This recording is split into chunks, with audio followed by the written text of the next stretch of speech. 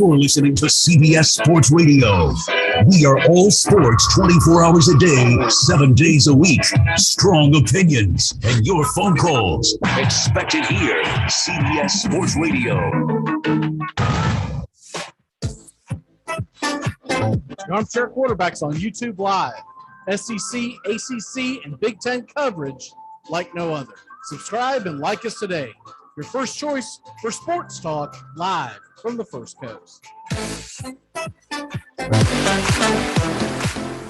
Hey, Jacksonville, winter is the perfect time to start planning for your healthy, pest-free spring lawn with True Green, America's #1 lawn care company. True Green's science-based approach and local expertise will help give your lawn the year-round care it needs to be thick and weed-free. Go to truegreen.com/radio to save 50% on your first service. Just call 866-946-5956 or go to truegreen.com/radio today and get a lawn to be proud of.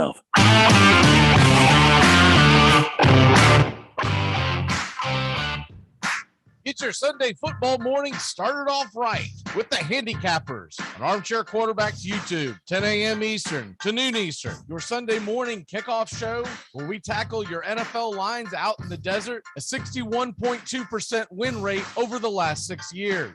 Against the spread, over, under, money line, you name it. And we dive into the world of fantasy football year-long and your DFS payouts. The only true Southern football kickoff show that talks the spreads in Vegas, your DFS and fantasy in your year-long quest to win that fantasy football championship. Only on the Armchair Quarterbacks YouTube channel. It's the handicappers on Armchair Quarterbacks YouTube, 10 a.m. Eastern to noon Eastern. Sundays, all NFL season long.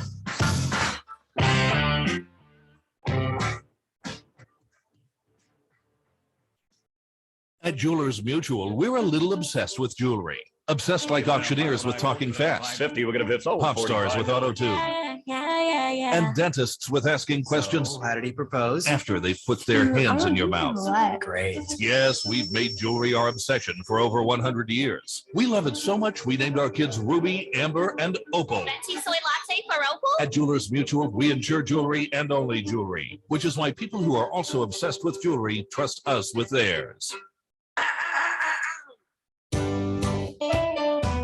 Saturday mornings, 8:30 Eastern. Dixie Football Nation is back and better than ever. We've got Tony Agolini, Matt Carr, Tones Ariola, Bobby and Angelo, along with Mac McGee this fall. Dixie Football Nation heads to the gridiron, talking ACC, SEC, the Big Ten, and all the big games throughout the college football land. That's Dixie Football Nation, 8:30 Eastern, 7:30 Central, Saturday mornings on the Armchair Quarterback Show's YouTube channel, going live, or catch the instant replay.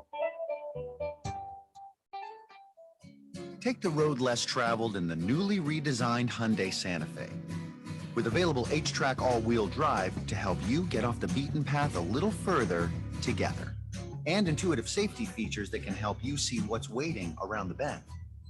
Plus, with generous room for 5 and comfortable available Napa leather seating, you can go for more drives as a family without driving each other crazy. Find new adventures together in the Hyundai Santa Fe. I'm Amy Lawrence, and I'm up late, always, after hours, hanging out with you on CBS Sports Radio. Check it out, 2 a.m. Eastern, 11 p.m. Pacific. Me out to the ball game.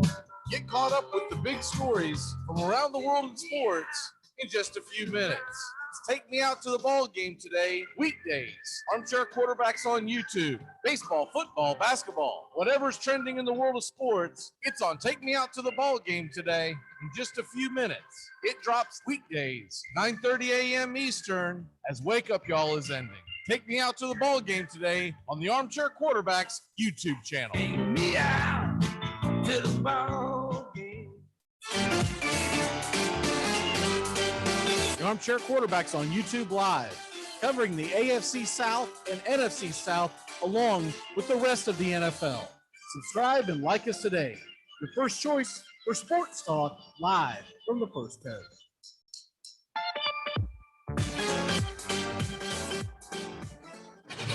CBS Sports Radio, your home for all things sports 24 hours a day, 7 days a week, coast to coast. Great sports talk expected here. CBS Sports Radio.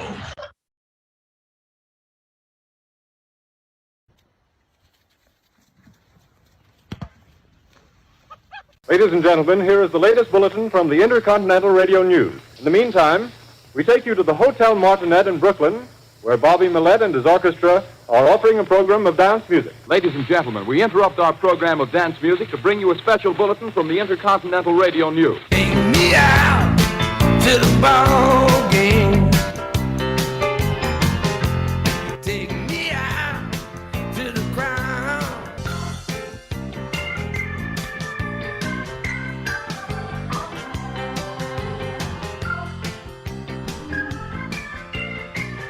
Hey, howdy, hi, and top of the morning to you. Welcome to the Armchair Quarterbacks on Rivalry Saturday. And we've got a lot to get into. The guys are joining me here in a bit. But before we get into that, let's go and take a look at Rivalry Friday, as there were a lot of games that took place in college football yesterday. And we'll get into all the big ones for today, but you can't overlook, I thought the best one of the entire day, obviously, was the North Carolina State versus North Carolina game. It was unbelievable. And North Carolina State, if you missed it, they needed an onside kick, which was performed perfectly. They were once down 27-21, had a huge defensive stop to make it 30 to force North Carolina into a field goal. 30-21, about 2 minutes left, but North Carolina State only had one timeout. And you're thinking, well, was that too little too late? NC State, by the way, had a commanding 14-0 lead at the end of the first quarter. They were 14-3 till right before halftime when North Carolina made it 14-10. And then you had North Carolina come roaring back. NC State is down 30-21. They get the ball back. And in two plays, and it realistically set up by a unsportsmanlike penalty, as it gave NC State an extra 15 yards from the kickoff. But at the time, you didn't think it was realistically that big a deal. So they end up scoring in two plays. It was a broken coverage. They get the onside kick and score again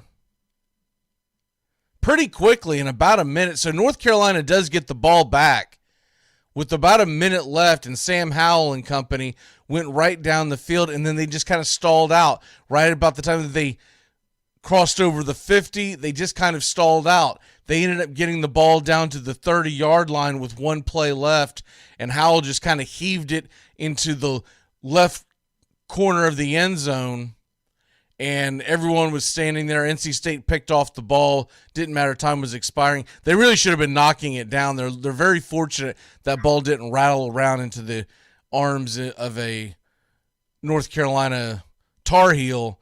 But NC State wins it 34-30, and I thought by far was the best game of the day.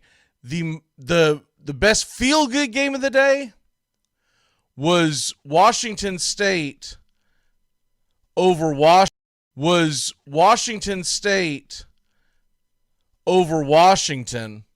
Washington State wins it 40-13. So the game itself was not very interesting. Washington State looked really good. They're a team that looks like to be on the rise. But the biggest thing about this was the first win for Washington State in Seattle since 2007. It was only their fourth win overall since 2006. A rivalry that has been dominated by Washington across the board. And the fans rushed the field. The fans of Washington State that were there rushed the field.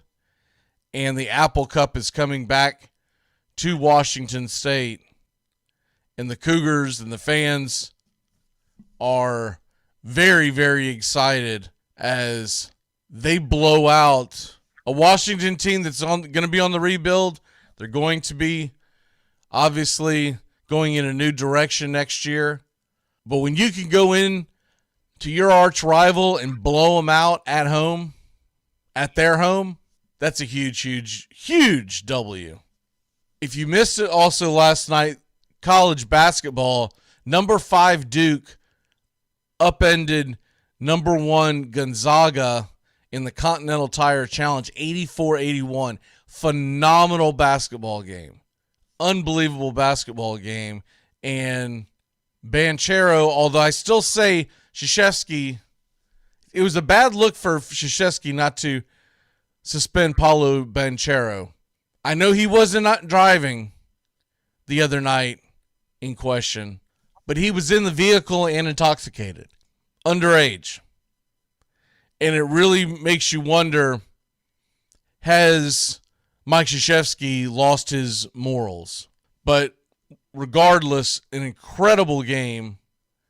Banchero very well could be the number 1 pick in the NBA draft this coming year. He's being projected right now at number 2, but we all know how that could change over the next several months.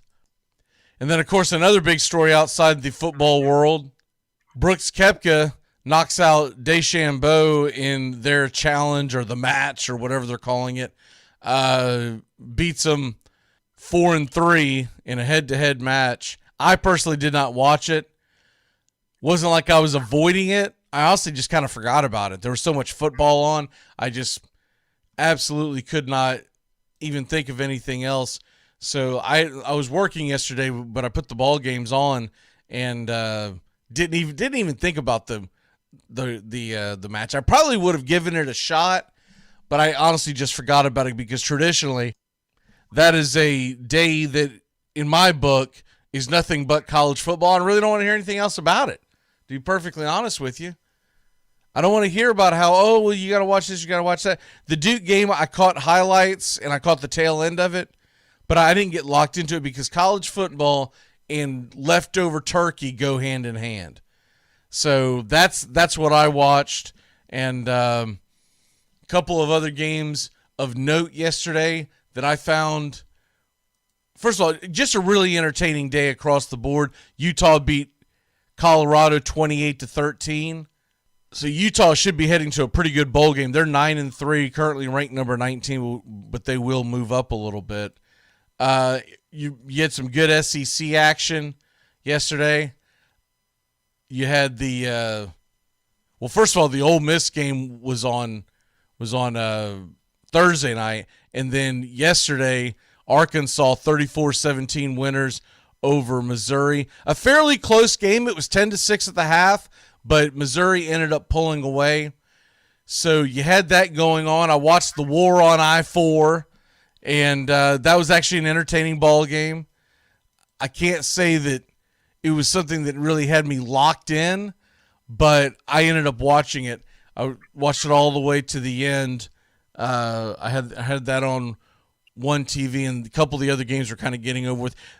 The game I was locked in more than anything else at that time was the Cincinnati East Carolina game. Just still not that impressed by Cincinnati. I feel like they're beating up on very mediocre at best teams, and they just eventually wear them down, but they don't look like a top 4 team in the country. And a month ago, I was beating the drum, wanting them in the playoffs. Now I really just don't prefer to see them there. I want to see some good matchups when we hit the playoffs, and Georgia doesn't need another bye. They're getting another bye today because they're going to play Georgia Tech. Honestly, Georgia Tech, Cincinnati play on the same field. Cincinnati probably beats them, but it's probably not a blowout. It's probably a fairly decent game. And considering what I think Georgia's about to do to Georgia Tech, that's not a great thing. And then, of course, you had another pretty entertaining game yesterday in the Big Ten. Iowa beats Nebraska 28-21. Pretty entertaining. Iowa, to me, they're probably going to be misplaced in a bowl. They're probably going to get into a New Year's Day type bowl. and they're probably going to get their doors blown off. They're just not that great, but they're a solid football team. And I do like watching them play because I like the style that Iowa plays. They play, very physical football, but I just don't think that they're that great. When you go and play Nebraska, who is, by the way, 3-9 now, 1-8 in the Big Ten, and no one talks about job security for Scott Frost. Ooh, how the mighty have fallen in Nebraska. They're a clown show compared to what they used to be. But that pretty much wraps up college football Saturday, and of course Duke beating Gonzaga and Brooks Koepka winning the match. So let's go ahead and get ready for the rest of the guys as we get ready for the second to last Dixie Football Nation of 2021. Let's get at it. Take me out to the ball game. Take me out to the ground.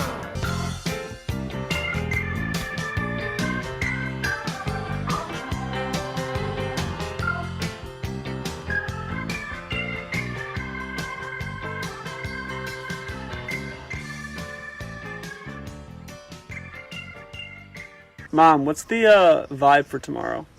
What do you mean, Anthony? What's the vibe for tomorrow? So people are coming over, like, what are we doing? My family's coming over, your cousins, and we're going to have cocktails and so appetizers. We're drinking? Are we like drinking, or? What does that mean? Like, I don't want to drink unless we're blacking out. Oh my God. Armchair. Hyperbole is done. Now we can finally play the game. It is the third Saturday in October, and the show is on one more time in Knoxville, Tennessee. We are live in Tallahassee, the capital of the great state of Florida. There's no law against scalping tickets in this part of the country, and premium prices have been paid.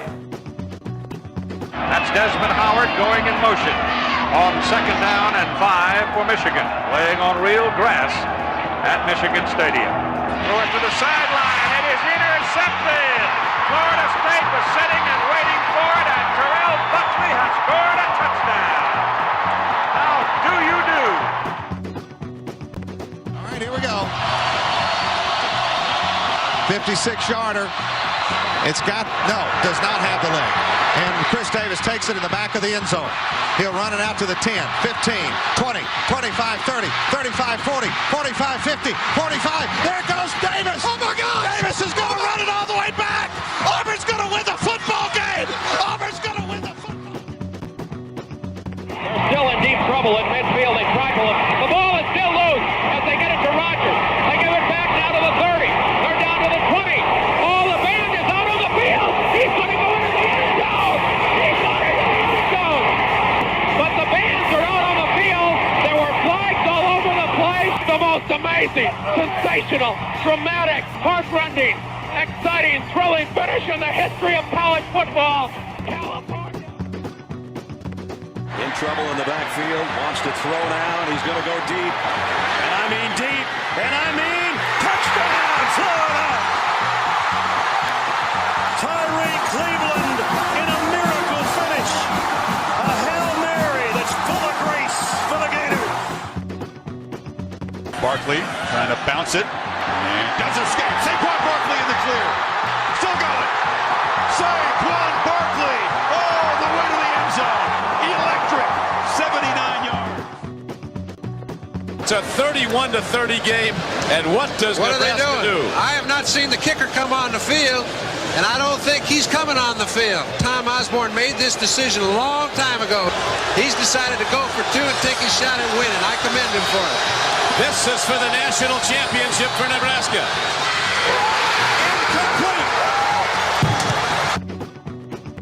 And if in 48 seconds they become the winner, they certainly deserve to be national champions. Here come the Seminoles of Florida State. One of the great traditions in college football. And this becoming one of the nation's favorite rivalries. It's a battle for flagging rights and recruiting advantages in the state of Florida as the Gators come calling, and Chief Osceola ready to get it started. College football A matchup from the state of Florida. It's the Gators against the Seminoles on an overcast day in Tallahassee. Moody flush, throws it down. Caught by Boston College. I don't believe it. Today, we've got number 1 Seminoles against number 2 Hurricanes. They meet in the capital city of Tallahassee.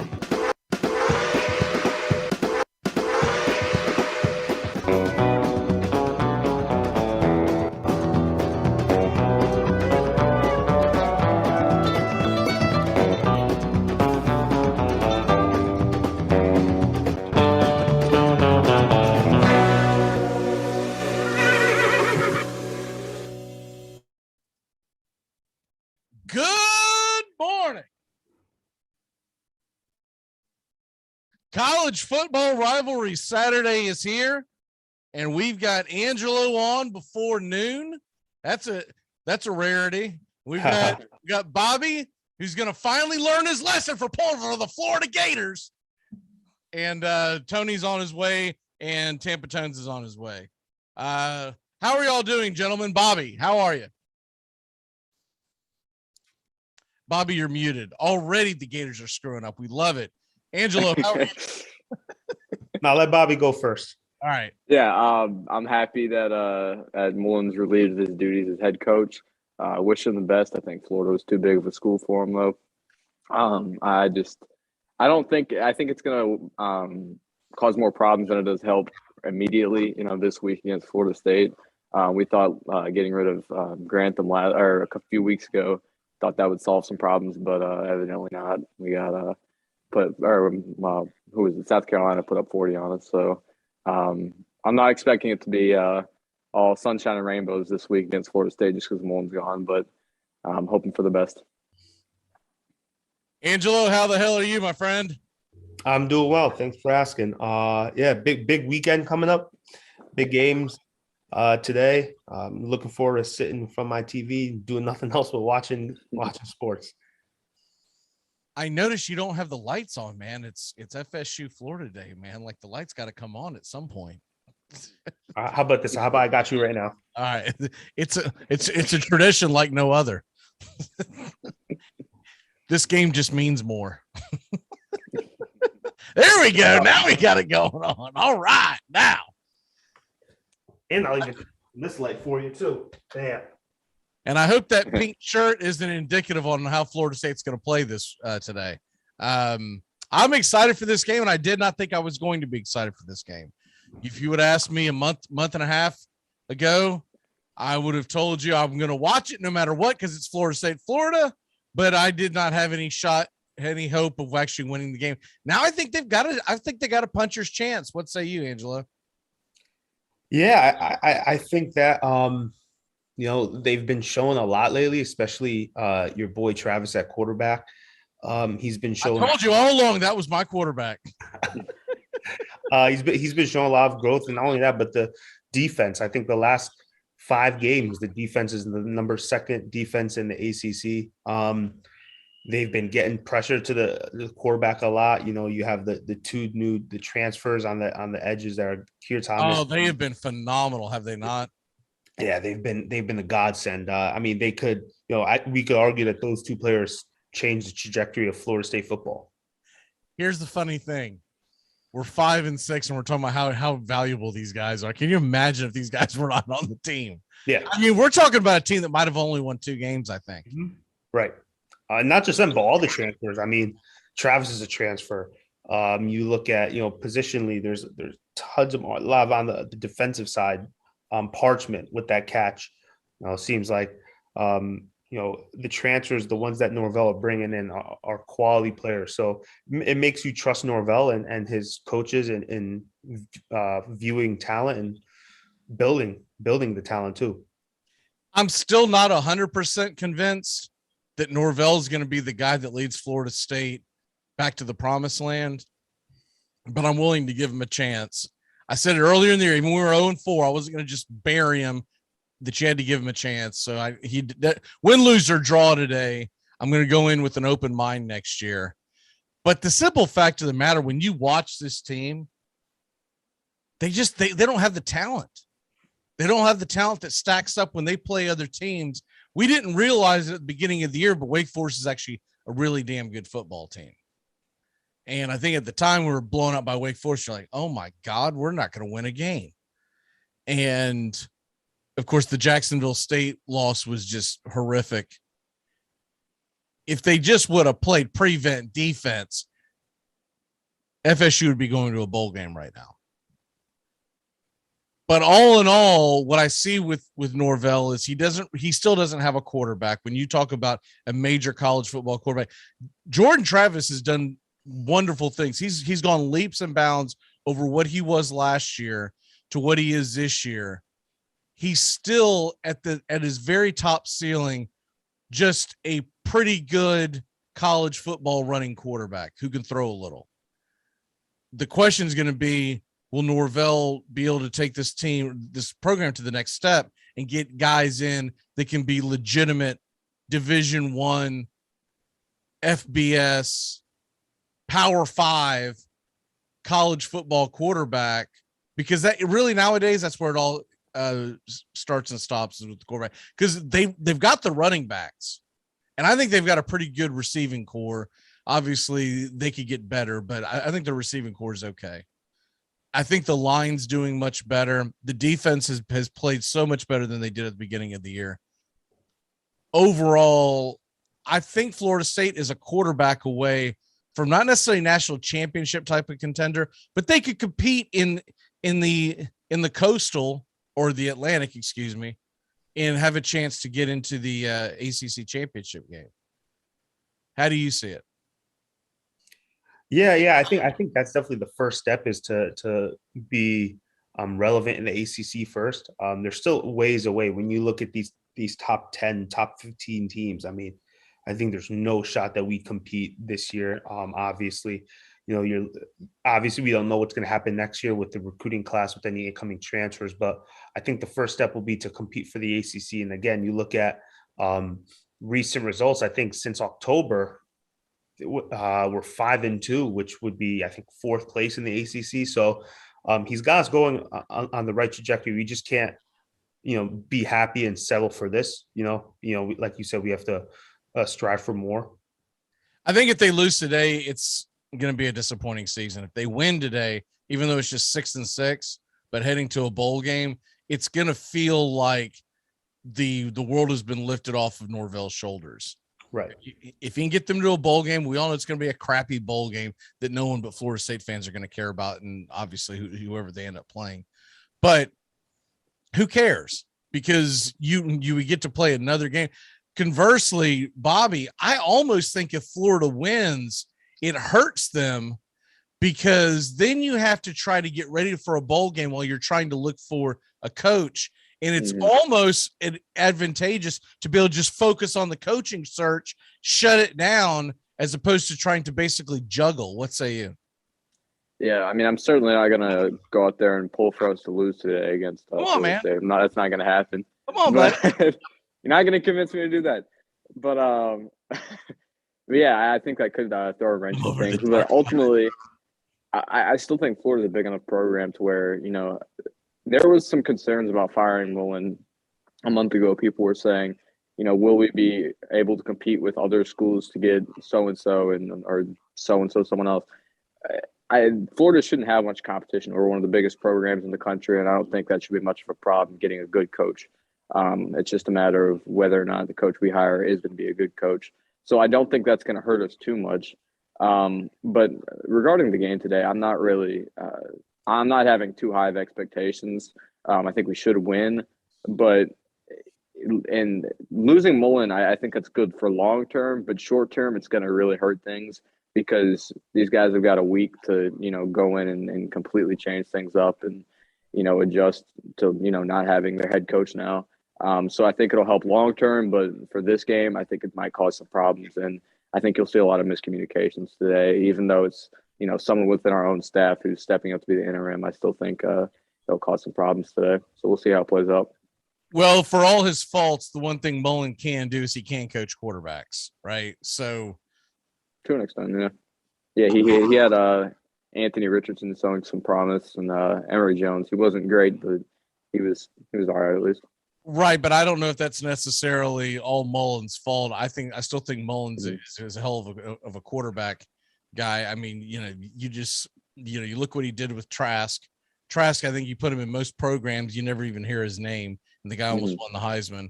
And then, of course, let's not forget Dak Prescott at Mississippi State, and then, of course, goes all the way back to what Tebow and company. So yeah, he was offensive coordinator. He can definitely mold quarterbacks. So that I think that's the biggest issue you might have today is and then also the question I would have is how motivated are the Gators, right?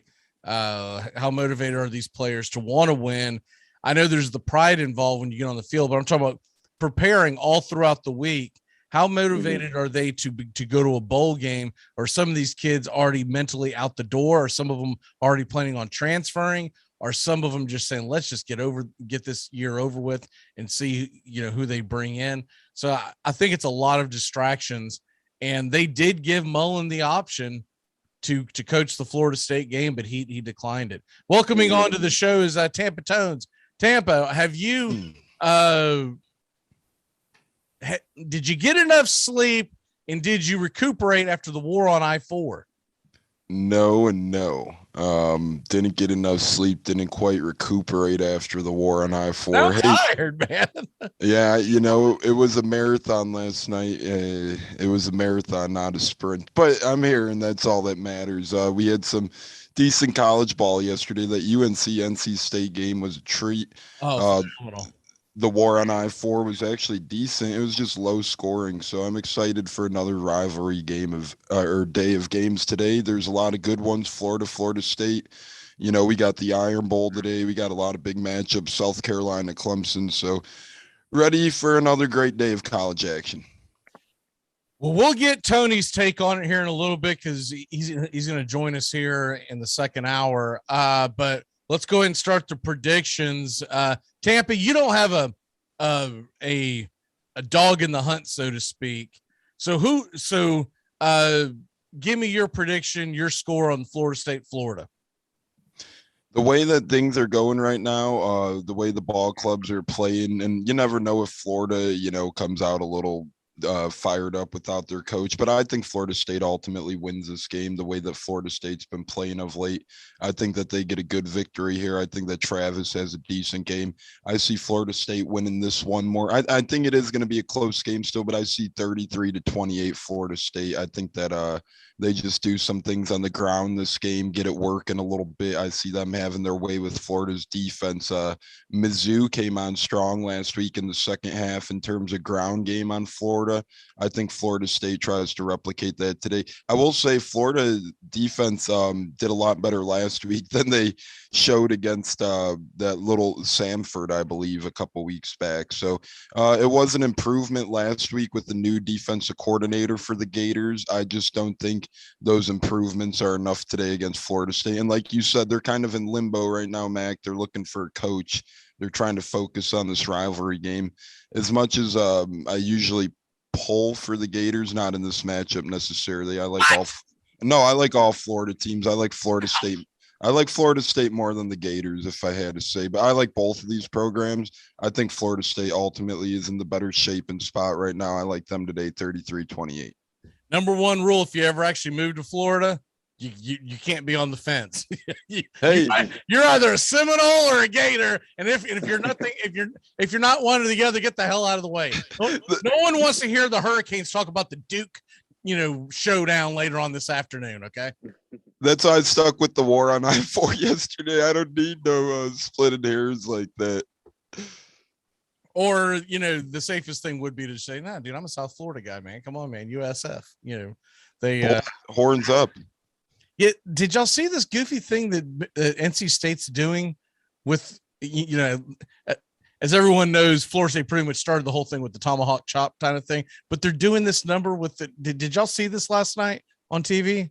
Yeah, I've seen that. That was interesting. Maybe it was like that. It's almost like a hook 'em horns, but they're like chopping. Like I was like, I guess it's kind of clever, but I was like, man, that's got to be difficult to do. I know, I get it, but it's I don't know. Were you talking about the USF game? No, I'm the NC State game. As okay. opposed to the way the Gators do their chomp, or Florida State does the chop, they have it like a hook 'em horns, but they're almost going like this, almost like they're biting you. Okay. But at first, when you first see it and they're coming and they're going around the crowd, I thought they were snapping. I didn't know what the hell they were doing.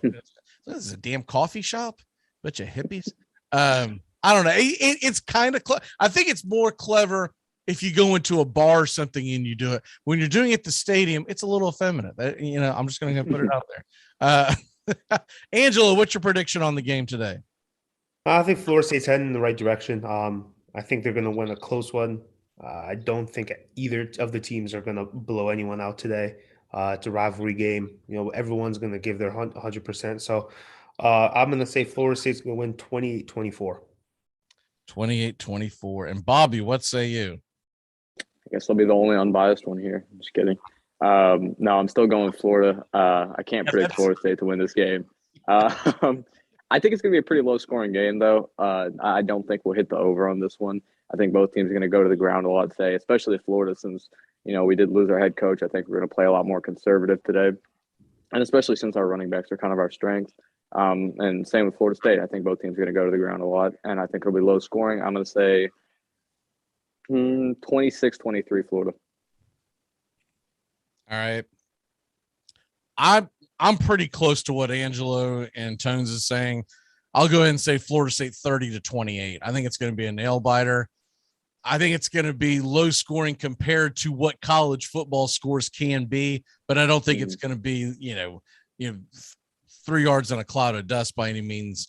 I think Florida State's defense will be able to slow down Florida, but I think they'll be holding on by the skin of their teeth at the end of the game. So I'm going to go with 30-28 as the over under does sit at 58. Florida State now is a 3-point underdog going into today's game. So take that of note. Plus 120 on the money line. The Gators minus 140 on the money line. Over under. Would y'all be more likely to go over or under that 58.5? Angela? Probably under. That's such a difficult one. Tone? Yeah, it's tough. I would. I mean, the under did sound nice, but I predicted over. I'm going to go over just in pure share of. I think that these offenses have their way on the ground today, and I think some points get put up. That's why I went with 33-28. I'm going slightly over. Bobby? Yeah, I think the ground game's going to be productive, but I think it's going to bleed a lot of clock, and there won't be a ton of points put up. So I'm going to say under. That one is gun to my head. I guess I'll take the over. But I'm not touching it one way or the other. I do have Florida State. I did take them on a teaser to complete a teaser, so I've got quite a few points in my pocket. And then I am going to take them on the money line, as I always do in the Florida. It's the only Florida State game that I bet on every year is the Florida State Florida game. And then there's sometimes where I'll take Florida if we're like heavily favored. And I'm like, you know what? If the worst case scenario happens, then at least I got money in my pocket. But it always feels dirty if they let's go ahead and move on from that. You got the Iron Bowl kicking off at 3:30, as it always does traditionally, and Alabama's a 20.5-point favorite. It's in Auburn. The over under, I want to double check and make sure the line hasn't moved. Yeah, 20.5-point favorite, and 57 is the over under. Bobby, give me your prediction on this one, because this one here is – it seems like a lot of points to give to Auburn at home in the Iron Bowl, but Auburn's not that good. Auburn is not that good, but if you look at Alabama this year, they've played some close games against teams that they should not have allowed to be in close games with them. I think, and given that this is a big rivalry game, there's a lot on the line for both teams, I guess. Mostly pride-wise for Auburn. I think they're going to keep it a little bit closer than 20.5. I think they'll probably lose by closer to 10-14, somewhere in that range, but I think they'll cover. Angela? Yeah, I think they cover. I don't think they win, though, especially with Bo Nix out and their backup starting. That's a little difficult, but 20.5 is a lot for a rivalry game, especially if it's away. So I'd say Auburn covers. Oh, Nick's not playing might actually work in their favor. Tones? Yeah, I think that might work in their favor as well. I like them to cover. I think it's going to be a little bit like the Arkansas game last week where they're never really in it, but they're kind of in it. So that's how I view this one. I think Auburn ultimately loses by about 13, but I think they're stagnant and staying in the game, and I think they cover that 20.5. That's just a lot of points in the Iron Bowl. I just got this feeling Alabama's going to blow their absolute doors off today. That it's going to be one of those rivalry games that doesn't feel like a rivalry game because, like Angelo said, with Nick Stott being in there as sucky as he can be, he does have a lot of talent and can cause some issues when he's out there scrambling around. I just feel like, first of all, Young's going to feel like that this is probably, what does he have? 2 more auditions for the Heisman. And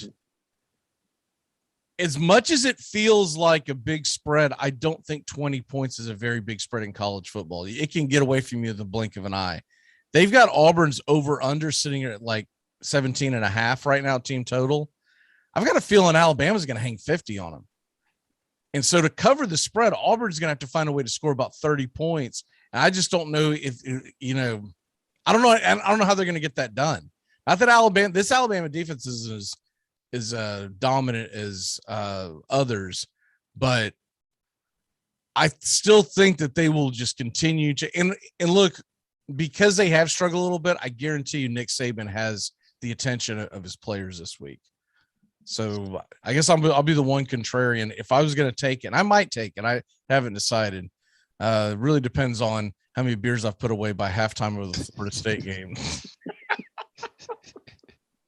Always a dangerous thing to have that app, accessible to you after you've had a few beers.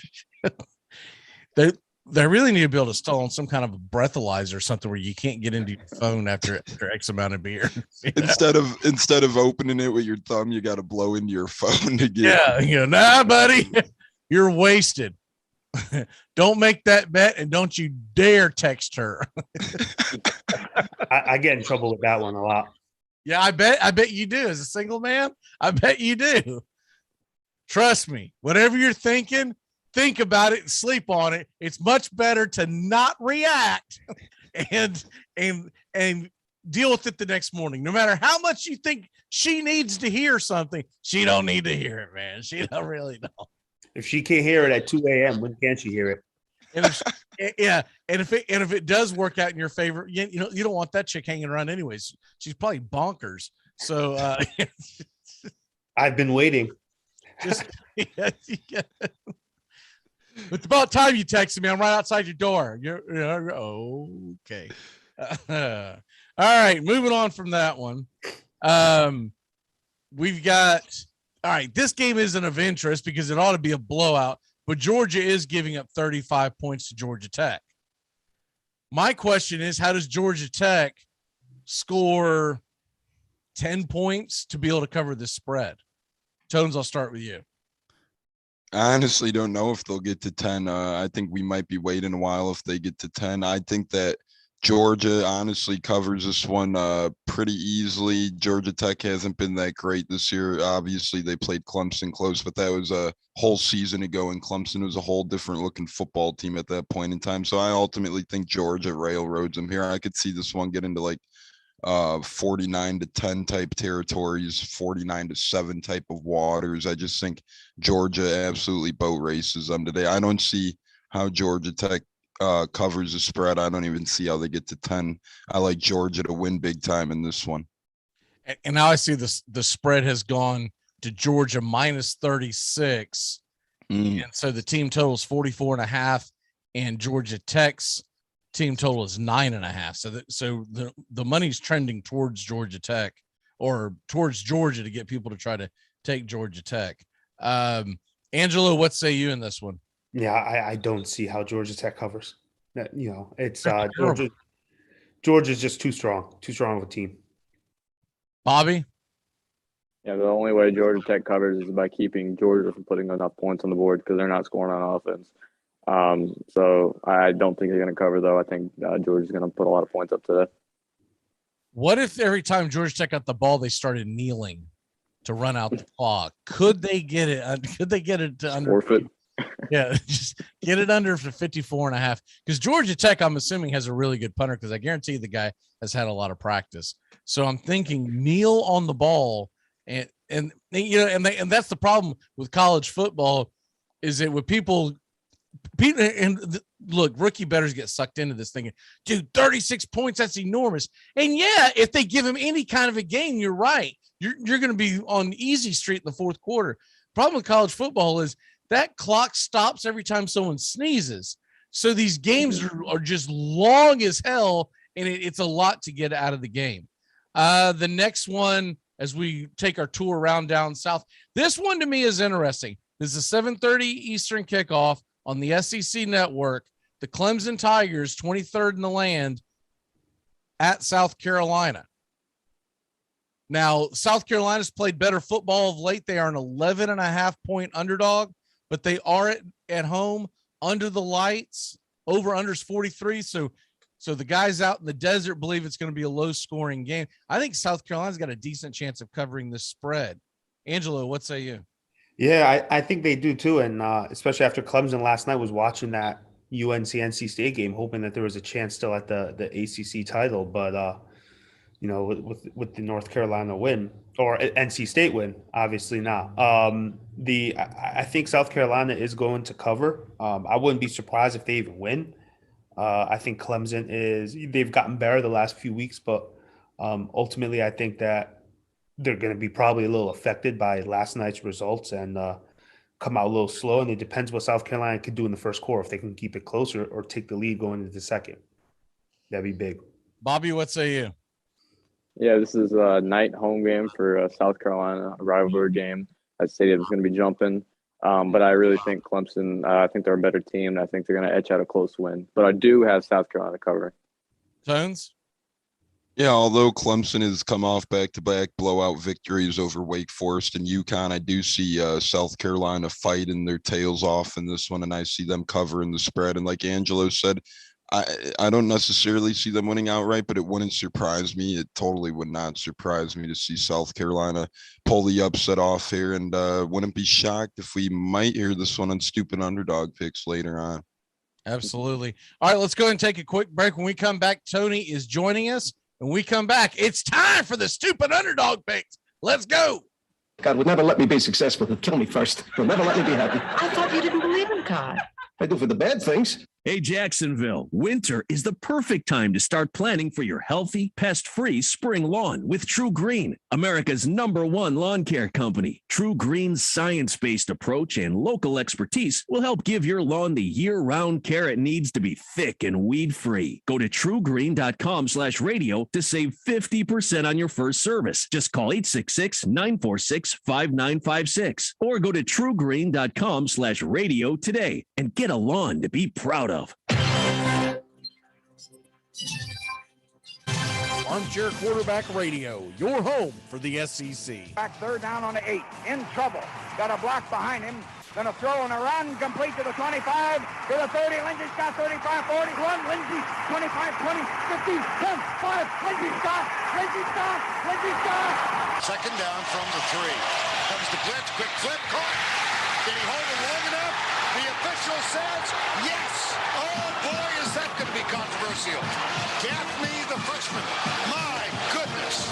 If he had it, he didn't have it very long, that's for sure. And this one's in the history books. And inexplicably, the Florida Gators go 91 yards to come from behind and edge the Tennessee Volunteers in an ending that will be talked about for years. SEC! SEC! Armchair.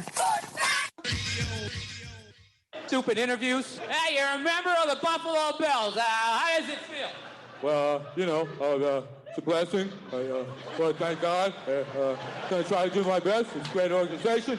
And I'll say the last 80 guys said. So, yeah. It's important to remember the value of taking time for ourselves to do the things that help us grow and explore, like learning something new. And now with the Great Courses Plus, it's never been easier to experience the joys of learning. The Great Courses Plus offers thousands of streaming videos that cover hundreds of fascinating topics, from World War II to choosing the perfect wine. You can even take a course on the U.S. government or dealing with stress and anxiety. And because the Great Courses Plus partners with world-class professors and experts, you're always receiving thoroughly vetted, high-quality content from every lecture. Plus, you can watch or listen anytime, anywhere with the Great Courses Plus app. So take a little time for you. Sign up for the Great Courses Plus today for a free month of unlimited access. Visit thegreatcoursesplus.com/radio to get started. That's thegreatcoursesplus.com/radio. What is that on your lip? What? It's like a discoloration. It's white. Yes. Yes, it's white. Why is that white? You better get that checked out. Better get that checked out? I would. What kind of a therapist are you? I'm telling you, I'm scared that something terrible is going to happen to me right away. You start looking for tumors? I'm trying to help you. I bet you're rooting for a tumor. I think you better go. Oh, I'm going, baby. I'm going. Welcome back here to the Armchair Quarterbacks as we welcome on Tony Aguilini. Tony, how are you, sir? I'm good, man. How are you guys? We're doing great. We've kind of gone over the Florida State-Florida game, but want to go ahead and get your take on this, as I'm assuming that you're heading towards the center of hell that is known as Gainesville, Florida. We are, and I'd rather not talk about it. So what other games are on today? That's the game, baby. I don't know what this Ohio State Michigan crap is. They keep calling the game. There's only one the game, and it's Florida State, Florida. It kind of feels like the old days when the noon game was the big game in the Southeast, and we were always on at the same time as Michigan, Ohio State, except usually both games were for a whole bunch of marbles, and today ours isn't for a whole lot, but theirs is big. I do kind of wish this was at a different time than our game, but we'll be scoreboard watching. I bet there's a much better chance of our game being an actual competitive contest. Yeah, I think so. I think Ohio State's going to just boat race them. Ohio State looks good, but as far as Florida State, Florida goes, what are the keys to Florida actually getting this W and extending the season, going to a bowl game? My take on it earlier was Florida, it almost might be more advantageous for Florida to lose if you're a Gator Nation, because then you can focus on the hiring prospect, bringing the new coach in, et cetera, et cetera. If you win, then all of a sudden you got to turn around and start preparing for a bowl game and kind of doing two things at once. What say you? I think the coach thing will be done here in probably the next 5 days or so. So I don't think that's an issue, because the players will pretty much be off for a week or two anyway before bowl season gets going. So yeah, no, go ahead and beat your in-state rivals and see what happens after that. But there's a whole group of seniors today playing their last game, and with the transfer portal, you don't know who else is playing their last game in the swamp. And a lot of these guys need to probably lay some good the scout or whatever school they're at. So there is a lot at stake today. I think everybody's in the bowl game for both teams, even if they lose today. I don't know if there's enough spots for all these bowls. So you get to APR and all that kind of stuff. Some of these teams that end up 5 and 7 might end up playing in bowl games anyway, kind of like some other schools used to a few years ago. So it might happen, win or lose, but I will say it would be a lot nicer going into the offseason with a win over FSU than, a loss to them, and all of a sudden they've got all the momentum in the state. Right, but if you do win, that new coach that you might hire in the next 5 days, he ain't coaching the freaking bowl game. And of course not. You're talking about having to juggle all kinds of things. So that's my point. My point is normally when a coach comes in, it's because they've had a very bad year, and then he's able to basically hit the ground running. If he comes in during a bowl game, you're going to have to kind of lay back over the next several weeks, try to focus on recruiting, but that's going to be a little difficult when you're thrown into the mix. Who does Florida hire? At this point, I would be very, very surprised if it's not Billy Napier from Louisiana. I think he's kind of been the front runner all along. At this point, it would be a disappointment, I think, if it's not him. I think they've been vetting guys for a while now. I don't think this is something that, like Scott Strickland said in his press conference that Monday after Mullen got fired, that he just kind of woke up and thought that this was the time. And if you believe that, I think I've got some, what is it, a river in Arizona or whatever George Strait said. So I think they've been vetting candidates. I think as early as last January when there was an outside shot that Mullen thought that some NFL team might want him at that point in time. So he should have ran. He should have took that job. Well, I think the issue was, I don't think the issue was that he could have ran to take the job. I think the issue was there wasn't really a job to run to. And I think he thought there would be. And when there wasn't, he almost had that demeanor like, oh crap, now I got to go ahead and coach in college again for another year. So we'll kind of see what happens to him. I think he'll take a year off before he coaches college football right away again. I do think he'll probably end up in the NFL as an assistant somewhere and kind of maybe try and work up the ranks there. He's a really good coach. It's just you can do what he does at Mississippi State and some other schools where you can, work that transfer portal and you're not in a talent-rich state, but you've got to be able to recruit. And you had to fire him now just because this class has gone to crap. If you keep him around next year and you fire him next year, that class is going to go to crap. And all of a sudden, I don't want to drag Justin into this, but all of a sudden you end up being Tennessee, and that's not real. Who, by the way, Tennessee's going to kick the crap out of Florida next year. I'm going to go ahead and just say it right now. I mean, if they played tomorrow, I wouldn't pick Florida. I can tell you that. And we even got lucky against them early in the season. They had a bunch of guys wide open, and at the time, Hooker was just kind of getting Hooker was just trying to get his feet wet. Won't that be in Knoxville? We played them here this year, but yes, next year's games are not. I think. He just he missed a few guys, but it's not like we went up and down the field against them either. But I do. Back to the coach, I do think Napier's the choice. I like the choice. He's an offensive-minded guy, but he's more of a CEO type, and I think that's what we need. I'm kind of done with unless it's Spurrier, I'm kind of done with the offensive coordinator as head coach and just sit back and let the defense do what they want, because that definitely didn't work here in Gainesville under Mullen. I believe Mullen's biggest weakness, it's not that he can't coach, it's that he's not a leader.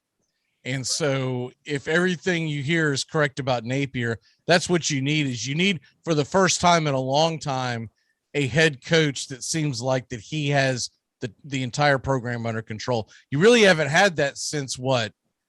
When did Meyer leave? Was that 2012?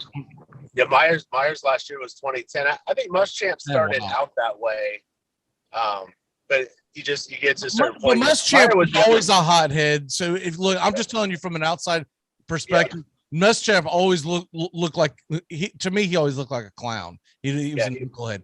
Matt McElwain of all of them actually seemed more of like an actual head coach.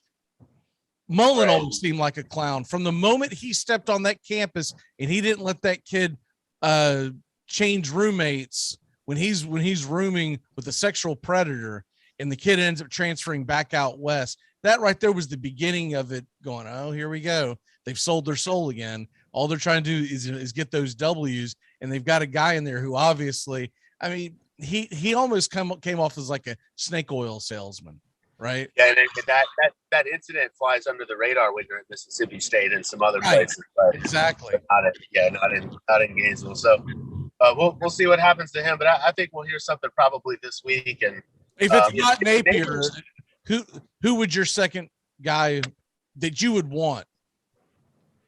Man, I don't even know, to be honest with you, because there's not. I didn't. No offense to Towns, I really didn't want Franklin. I've never. I think he's good for Penn State. I've never been a big fan of his, but I think he's in a good spot there. There's really not a bunch of guys I would really want. It's funny, people. Missouri got their butts handed to him, and Drinkowitz had a lot of fun beating Mullen last week. I actually think he's a decent coach. I don't need him in Florida, but he's a guy I think is a good coach, but he's in a tough place to win consistently. But I mean, other than Napier, I never really wanted Kiffin. Kiffin would be fun for a couple of years, but he's a little bit like Mullen, where he just at Ole Miss, he just wants to hit that transfer portal and bring in are 20, so, but that's still not going to compete with, everybody else in the SEC. So I don't, like I said, other than Napier, there's not really another guy that I'm really kind of gung ho about. But I mean, whoever it is, Give me a obviously, score. I'll support him. Give me a score. What's your prediction for Florida State, Florida? I'm usually honest with the Georgia game, but I can't in my heart of hearts pick Florida State to beat Florida. But I do think Florida will play okay today. I like us like 27-24. I think it'll be a good game. I might lose you here in a second. I'm going to rejoin you in about 5 minutes. We're going over the Shands Bridge. That's fine. So I'll pop back on. Okay, sounds good. Yep. All right, so let's go ahead and transition back. Angelo, I know you got to run here in a second, so I want to get a couple of your predictions on some of the bigger games, and then we're going to circle back to them. Give me your prediction on the Ohio State-Michigan game. That's tough. If Michigan doesn't do it this year, I don't think they will, but I think Ohio State's too strong. Prediction will be Ohio State 34, Michigan 21. All right, and let me see. We grab two more big games on the docket. Give me your prediction. You know what? Let's go to the ACC. Wake Forest has to have this W to get to the ACC championship game. 4.5-point favorites at Boston College. What say you? Yeah, I was looking at this one earlier. I think BC is going to come out hyped up. They want to play spoiler. I think Wake Forest is going to come out. I think it's going to come down to the last quarter. It's in BC. It's probably going to be chilly today at 40s. So I'll go. I think Wake Forest is going to eke it out. Because they know they got a big opportunity here. I'll say Wake Forest will win this one. I'll go 33-30. So they do not cover the spread. Okay. No. And one more. Let's go ahead and there are as many good games are. There's some duds out there. Let's go ahead and go to Bedlam. That's probably the biggest one. It's the ABC set 7:30 Eastern tonight. The Oklahoma State Cowpokes are 4.5-point favorites at home against Oklahoma. Do they cover the spread? Do they win? Yes and yes. I think they're going to win. I think they're going to obviously cover. I'll go with a 38-31 score. 38-31. All right. So that takes us over to the stupid underdog picks. And real quick, let's see who would be up first on the docket. It looks like it will be, well, Tony's not here. So let's go with Bobby. Bobby, what is your stupid underdog pick today? Awesome. I got to make up some ground. So I'm going to go with the team that I at least think will cover. But if they pull off the upset, I get a bunch of points. I'm going to go Auburn, 20.5-point underdog against Alabama. Okay. And the next one up would be Tony. No, I'm sorry. Tones. You finally got off the schneid last week getting Missouri. What is your stupid underdog pick today? Yeah, I'm looking to get back-to-back wins here and keep propelling myself into the right direction. I'm going with Virginia Tech. They're getting 7 points against Virginia today. I don't think Virginia's been playing that great of football, honestly, of late, and I think Virginia Tech covers a 7, if not wins that game in that rivalry over there. So I'm looking at Virginia Tech, although South Carolina was really tempting, that 11.5 was, but ultimately deciding to go with Virginia Tech, getting the 7 points at Virginia. And Angelo, what is your stupid underdog pick? I'm going LSU. LSU 6.5 over A&M. LSU 6.5 over A&M. And what is your one big thing? Florida State's going to qualify for a bowl today. Sorry, Gator fans. What? I haven't even looked at it. What bowl game does that supposedly put us in? There's two projections out there. One is versus the Fighting Willie Taggarts of FAU. Wouldn't that be funny? And then the other one, which makes no sense, is actually Decent Bowl versus Arkansas. I guess because you know what bowl games those are, though, as far as like What I want to say that one was the Gator Bowl. Arkansas. Now, Arkansas, Florida State in the Gator Bowl would be fun. I think they'd have their hands full. I don't know if they would beat Arkansas, but it would be a fun game. That's like a New Year's Eve at 11 a.m. game. The other one I think is the Shreveport again. Okay. That's the FAU one, I believe. I don't really want to play him because no good comes of that. Right. You can't win. Because if you do win, you were supposed to win. And if you don't win, everyone's going to go, ha, ha, the guy you fired beat you. Right. No desire to play in that game. All right, brother. Well, we will see you, I guess, next weekend for championship weekend, the last Dixie Football Nation of the year. Hey, sounds good. Thank you, guys. Hey, good luck to everyone's teams except the blue and red teams. Go Noles. Go Noles, baby. All right. So, Tony, it is your turn for your stupid underdog pick. You probably missed it, so give you a quick rundown. Tones took Virginia Tech, Angelo took LSU, and Bobby took Auburn. What say you here on your stupid underdog pick?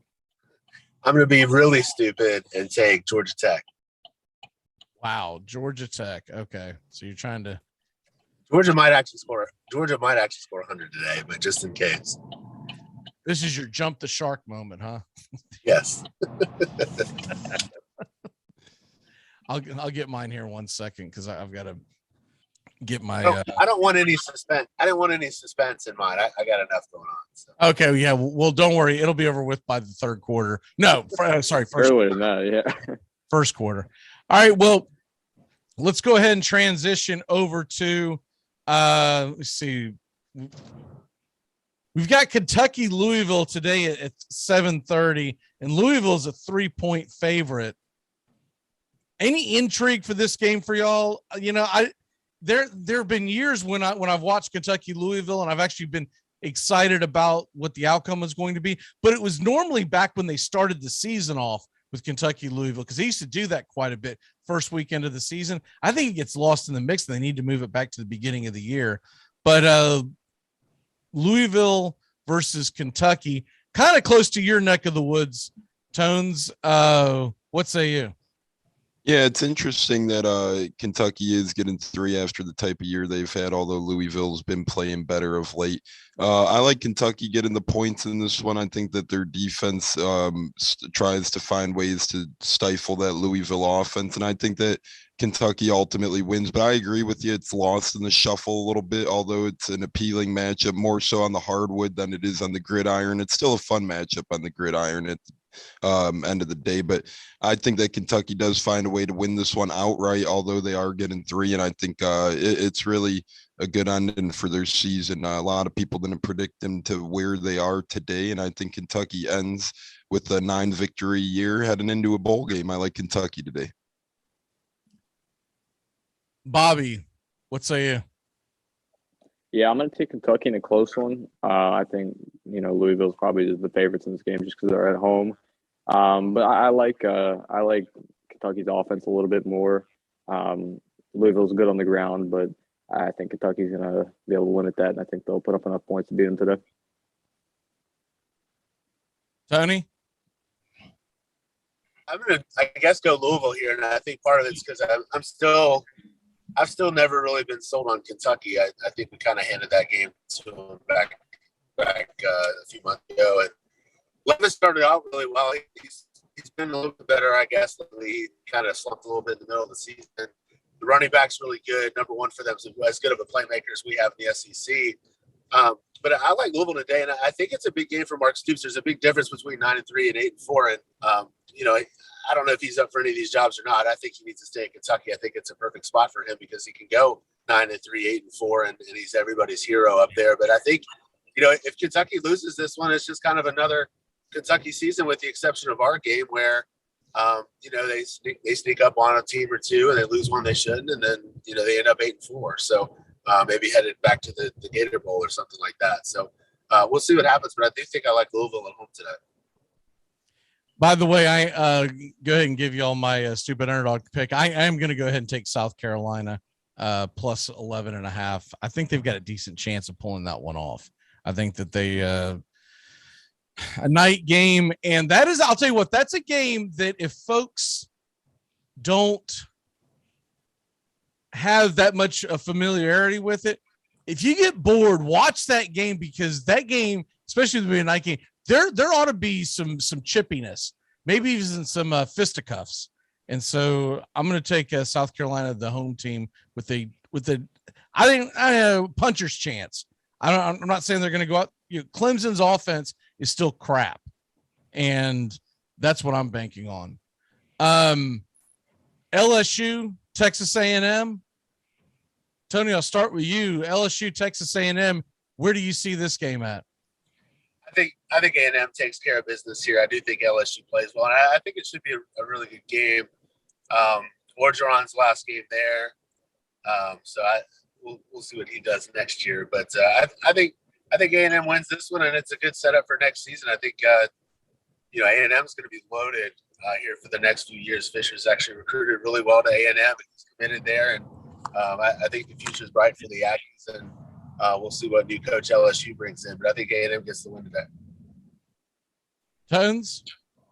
Yeah, it's interesting because it's at night. It's in LSU. It's Orgeron's last matchup there. This is a perfect type of game where Vegas is yelling at everyone to take Texas A&M as they're only given 6.5 points, and then LSU stays with them.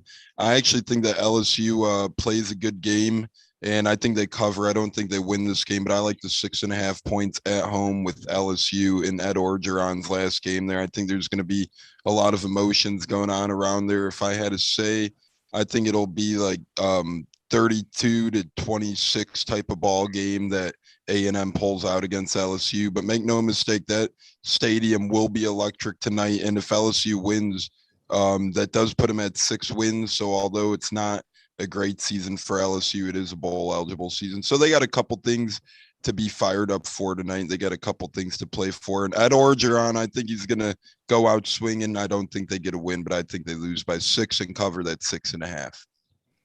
Bobby, what say you? Yeah, like the other two have said, I mean, I think they're going to go out and play hard for Orgeron tonight, his last game. And I think that stadium is going to be rocking. But I think Texas A&M, I think they win. I think Calzada is going to be good enough to get the job done. I think this will be a good game, though, and I'll take A&M by about 3 or 4 points. I won't pick them to cover, though. That would be a fun bowl matchup, Florida State versus LSU, because you got kind of like two programs that are kind of like, I don't know what the hell's going on there. And it would force LSU to have Orgeron on the sidelines one more time. I just read they are competing for a bowl game. Yeah, I just read another possibility quick. It said Florida State might end up in the Gasparilla Bowl as well, I've seen. So with the other two bowls that Angelo said, I'm reading Gasparilla Bowl against Tulsa, I think. You don't have to just make up bowl games, man. Gasparilla Bowl against Tulsa is what Florida State was projected. And now if they win today, they're projected in the Gator Bowl against Arkansas. So those are the two I'm seeing, Gasparilla or Gator. Tony, I predicted that in the next 3 to 4 years, we're going to get a Buc-ee's Bowl. Yes. All for it. They might actually play it inside of a Buc-ee's. It's that big. Yeah, exactly. That's what's what is it? Oh, someone just chimed in. What's worse, kissing the girl who sits at your front door at 2 a.m. or watching the war on I-4?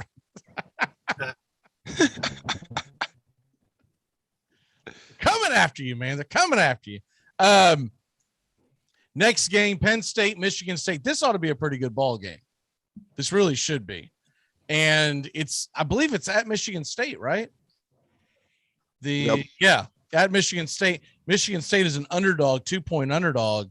They just gave $95 million for who knows what reason to Tucker. Make sure to lock him up for the next 10 years. Tones, you're the big Penn State guy. What's your feeling on this game? It's very strange that the number 12 team in the country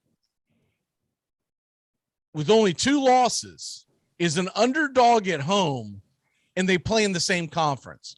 Be different if this was like Coastal Carolina at home and they're about to play, the freaking, Texas A&M or something like that. But you got two teams that are in the same conference, same division. One's ranked 12th in the land, and they're at home and they're an underdog. What say you, Tones? This is a battle of the current coaching contract extensions, it looks like, right? Franklin gets extended, Mel Tucker gets extended. And I think you're absolutely right. I think that it's a little shocking to see Penn State as the favorites in this one, especially with how the second half of their season has gone. They've played a couple close games lately, but I don't know.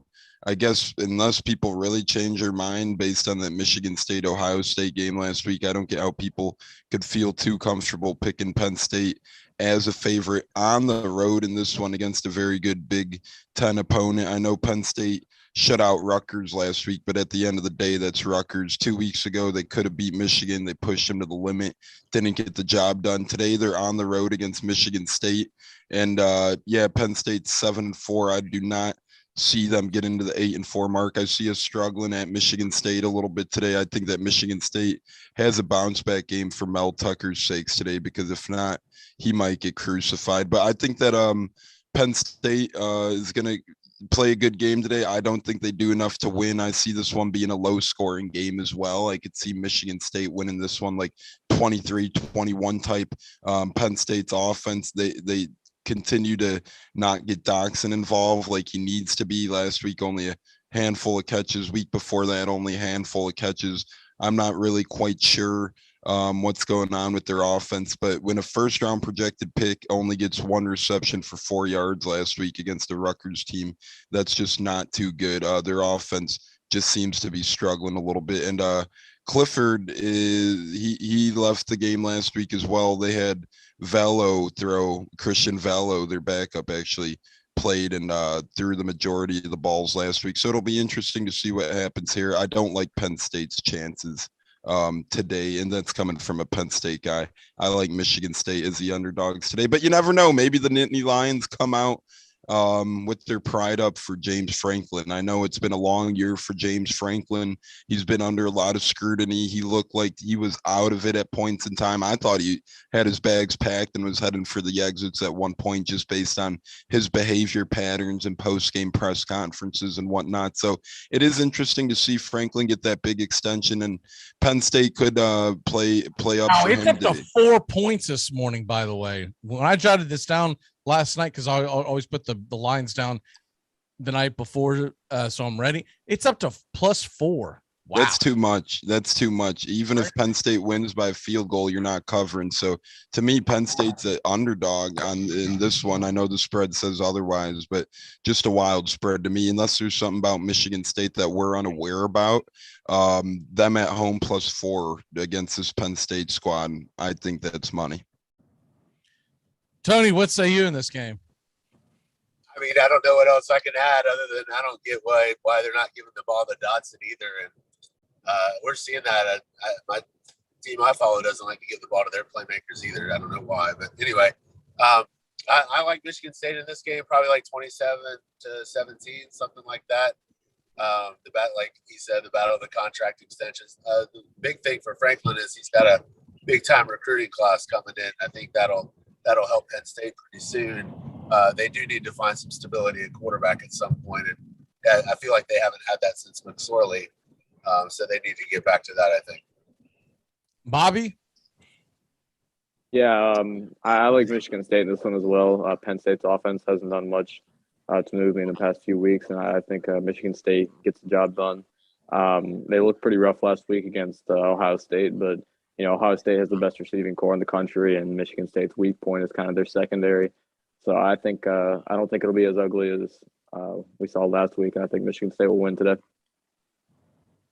All right, moving on from that one, we've got first of all, the only number that I care about in this one is Vanderbilt at Tennessee. The over-under is 63.5. Can they get to the over? Bobby, we'll start with you. I'm gonna say no, because I just don't know. I think Tennessee can hold off their end and get to the points they need to, but I don't know if Vanderbilt's gonna get the points that they need for the over to hit. So I'm gonna, not too confidently, but I'm gonna go with the under. Tones?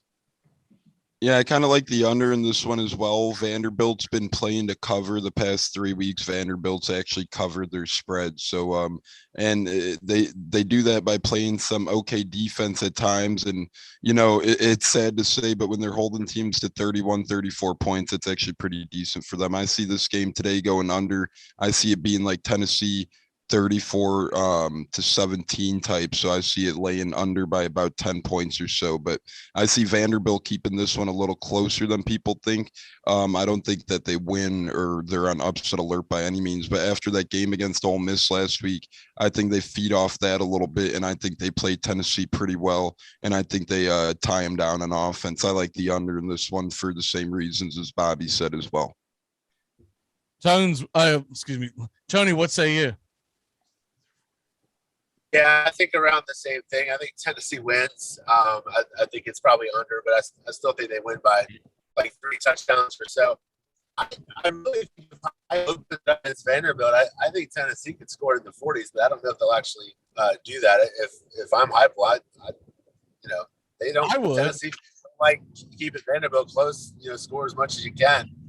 Make it one of those games if I'm Heupel, but Vanderbilt's been playing teams a little bit closer lately, but they're still not any good. So we'll go under, but I think Tennessee will win handily.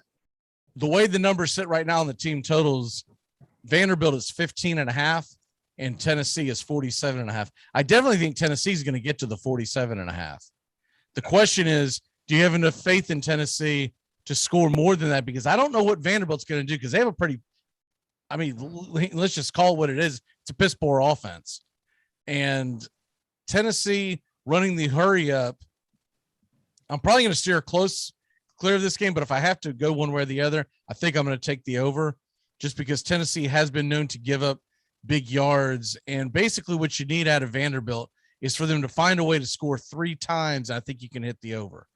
That's the question though. Can they average 1 score almost a quarter?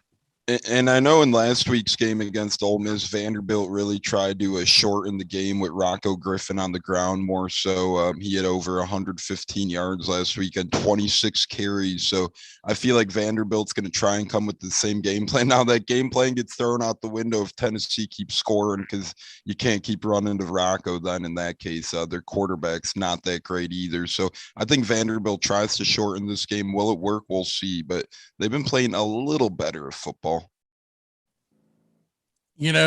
For years, Tennessee just absolutely dominated this, and they won pretty handily last year and the year before. But before that, they had lost 3 in a row, and they had lost 3 of the last, lost 5 of the last 7.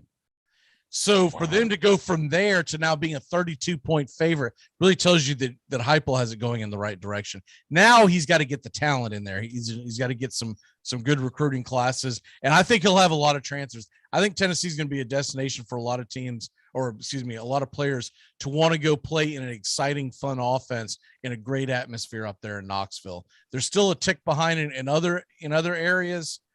Their facilities are pretty top notch. But as far as being a landing point for like big time recruits, they're probably not quite there yet. But I think you can get guys that have already played a year or two of college football that kind of get the big picture sense of it and say, hey, I'm not worried about what everyone in high school thinks I need to go. I want to actually go improve my chance to go in the NFL. And you're going to start seeing some offensive prospects to come out of Tennessee and go into the NFL in the next few years. And I think the transfer portal is going to be huge for Josh Heupel. It's a very quarterback and very wide receiver friendly offense that he runs. So he should be able to get those guys from other places. Yeah, and look, nothing against Hooker, but if he goes in and gets like a juggernaut of a quarterback prospect, and you don't just have Heupel, you can always go back and point to the fact, hey, Peyton Manning came from here, et cetera, et cetera. So there's some meat on the bone there to be able to get a prospect to come over. Next game, it's Bedlam. It's 7:30 Eastern on ABC, and this should be a really fun game. It's really odd to see the Sooners, an underdog, to Oklahoma State. This ought to be a lot of fun, and Oklahoma State's got it there for the picking. I believe if Oklahoma State runs the table, that they're going to be in the college football playoff. I think they're going to vault over Cincinnati. Cincinnati has not been very impressive. They've been okay, but they've been one of those teams you're like, all right, but you're supposed to do that. You're supposed to be, once again, East Carolina yesterday, they never really put them away till the very end. And so, and can Andre Ware quit telling us that he was the last, non-Power 5 quarterback to win the Heisman as he's trying to push Ritter to win that. I've seen him do college football games quite a bit this year, and every time it's the Cincinnati game, and every time he's trying to tell us how Ritter ought to be a Heisman Trophy candidate. No, not in no shape or form should this guy be a Heisman Trophy candidate. What the hell is he doing? He's playing average against teams like East Carolina? No. But I believe Oklahoma State, if they win, it's going to put them in the championship game. And if they win the championship game, I believe they're going to vault over Cincinnati. Cincinnati needs help to get in. They need Oklahoma to upset Oklahoma State. Tony, what say you? I think Oklahoma State wins the game, and I think you might be right as far as them getting into the playoffs.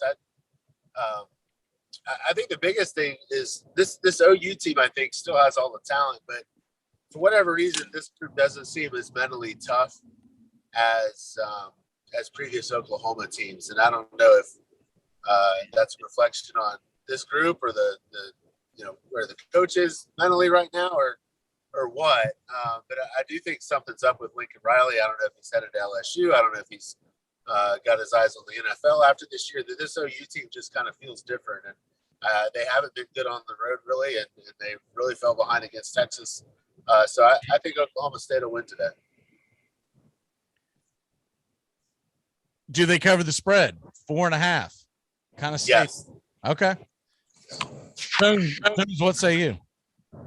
Yeah, I'm kind of with Tony here. Oklahoma State's really been impressing me lately. Obviously, last week I thought they were going to get stifled a little bit. That did not happen. They did the exact opposite. They shut down Texas Tech 23-0. Texas Tech was struggling all night to get something going, and that ain't an easy place to play in Lubbock, Texas. And Oklahoma State walked in there and they showed who was boss. And before that, their resume is just rolling right now. They have a lot of impressive wins in a row, and I don't see that changing today. Like Tony said, Oklahoma just doesn't feel, although they are 10-1, don't get me wrong, they're 10-1. They just don't feel like that 10-1 Oklahoma team. They barely squeaked by Iowa State. They barely squeaked by Kansas. They barely squeaked by Texas. They barely squeaked by Kansas State. They barely squeaked by West Virginia. They barely squeaked by Nebraska.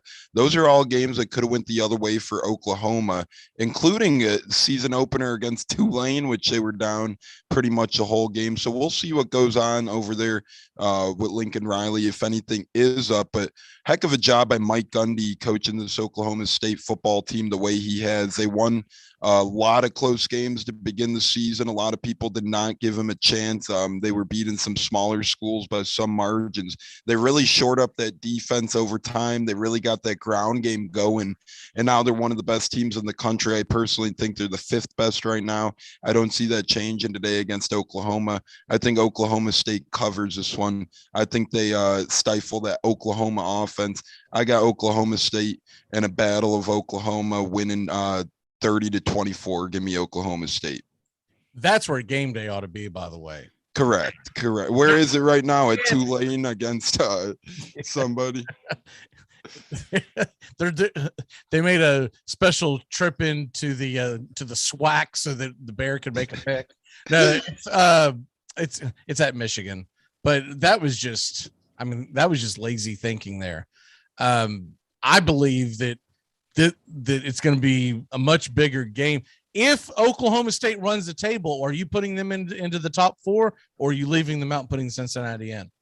If Oklahoma State runs the table, I think I'm putting him in my top 4 one way or another. Now that would be whether it's over Cincinnati, whether Alabama suffers another loss, whether Ohio State or Michigan beat up on each other, one of them goes down. I do think if Oklahoma State runs the table, they're going to find their way into the playoffs, because today's win would be quite the resume builder for them over the number 10 team in the country, or at least ranked the number 10 team in the country, Oklahoma. Bobby, what say you about all the bedlam? Are you intrigued? Are you excited? 7:30 Eastern, ABC.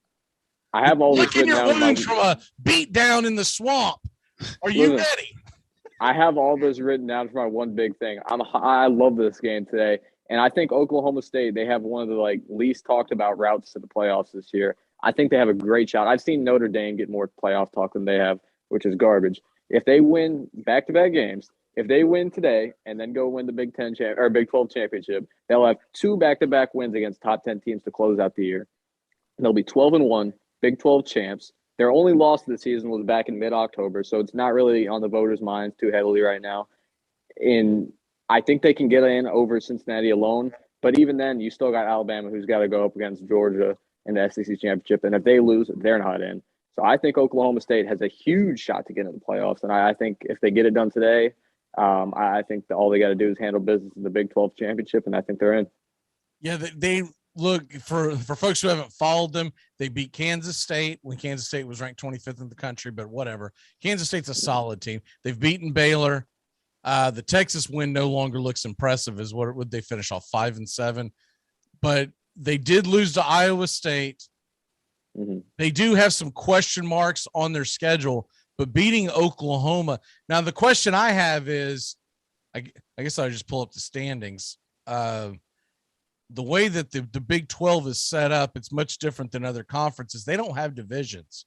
They just have, they just have, it looks like if Oklahoma State wins, that they would be set up to play Baylor. Yep. Because Baylor's would be tied with Oklahoma. And of course, Baylor beat Oklahoma. Is that correct? Yeah, that's why I'm thinking it'll be Baylor, assuming Baylor doesn't lose today. But I'm not anticipating that. So if they, and I think it would be more advantageous for them if it ends up being Baylor, because it would give another big win on their resume as opposed to beating the same team twice, which, by the way, is not an easy feat. I don't think Oklahoma State wants to play Oklahoma 2 times in 2 weeks. You know, that's a disaster of a way to run a conference. I believe. I think it's much better to have divisions and have less of a likelihood of 2 teams meeting each other in back-to-back weeks. Anyways, moving on from that, you do have Notre Dame Stanford real quick. No, it's not supposed to be a close game, but Notre Dame is favored by 20. It's in Stanford. Tony, do you give Stanford do you give the Fighting Trees a fighting chance? Not really, but I do think they barely cover. You do, yeah. Tones, what say you? Yeah, I don't think they win this one or come close to winning it, but I think that they find a way to cover. They're at home, and this is one of their biggest games on the schedule every season. So I think that they try and do what they can to stop Notre Dame. And although I don't think they stop them completely, I think they lose by like 18 points, 17 points. I like Stanford to cover, but Notre Dame to roll. Bobby? Yeah, Stanford's not very good. So it's tough to pick them to cover, but 20.5 points is a lot to give. And it is a rivalry game, so I'll pick them to cover, but I think it'll be close. I could see Notre Dame even winning by like 20 or so. This is why we need Notre Dame in a conference, either in the ACC or the Big Ten, so we can quit referring to Notre Dame Stanford as a rivalry game. I mean, come on. Is it really? I mean, come on. Come on. Yeah, for real. I mean, obviously that one time Andrew Luck played for Stanford or whatever. It's like, whatever, man. Come on, this ain't a rivalry game. To be a rivalry game, it's got to be on the radar. I'm actually surprised that this is the Fox game of the night. Oh. That is only because Notre Dame is involved. That's got nothing to do with Stanford.